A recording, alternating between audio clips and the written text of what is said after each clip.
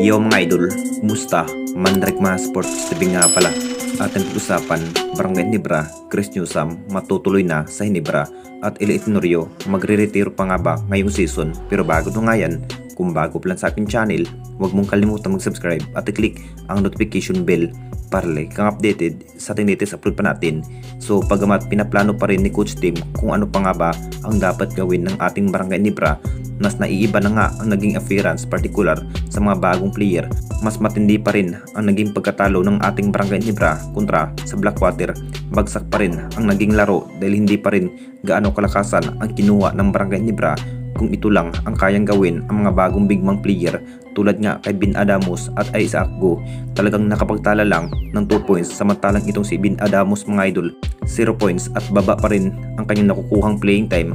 Walang confidence pa rin itong si Coach Tim mga idol kay Bin Adamos kung bakit ito lang ang nakukuhang playing time.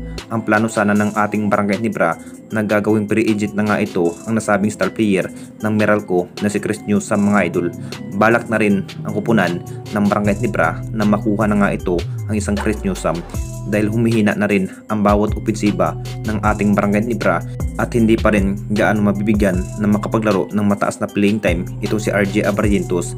May possible pa rin na matrade ang mga bagong player ng Barangay Ginebra kung ito lang ang kanilang kayang gawin sa kupunan ng Barangay Ginebra. Kung mapupunta na rin ang isang Chris Newsam, malaking factor pa rin ng ating Barangay Ginebra. Posibleng mapaplakas na nga ngayong season dahil makapagtala pa rin ang isang Chris Newsam ng 30 points.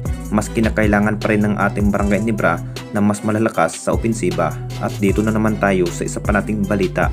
Eli Tenorio magre-retiro pa nga ba sa kupunan ng Barangay Ginebra? Alam naman natin lahat mga idol, matapos binigyan ng masakit na pagkatalo ng ating Barangay Ginebra laban sa kupunan ng Blackwater, marami pa rin ang nanghihinayang sa naging laro ng ating Barangay Ginebra kung bakit natalo sa kupunan ng Blackwater. Nakita naman nating lahat mga idol sa nagdaang conference, talagang ang kupunan ng Barangay Ginebra pa rin ang mananalo kung magtutuos na sa Blackwater Busing. Talagang mas pinatunayan pa rin na mas naiiba na nga ang hustle play itong Barangay Ginebra. Kung bakit dahil sa pagkawala nga ni Sistan at Daman Stanley Pringle, mas nahihirapan na rin ang kupunan ng Barangay Ginebra na makuha muli itong si Sistan mga idol. At may possible pa rin na magre-retiro na nga ang nasabing veterans player na si Eli Tenorio. Sa naging inamin nga ni Eli Tenorio mga idol, balak na rin na magre-retiro bilang player dahil may edad na rin si Eli Tenorio mga idol. Kung matapos na nga ang Governor's Cup, talagang magre-retiro na nga ang isang Eli Tenorio ng Barangay Ginebra. Dinahandahan na rin na wasak ang dating solidong lineup ng Jing Kings. Anong masasabi ninyo mga idol tungkol sa ating video?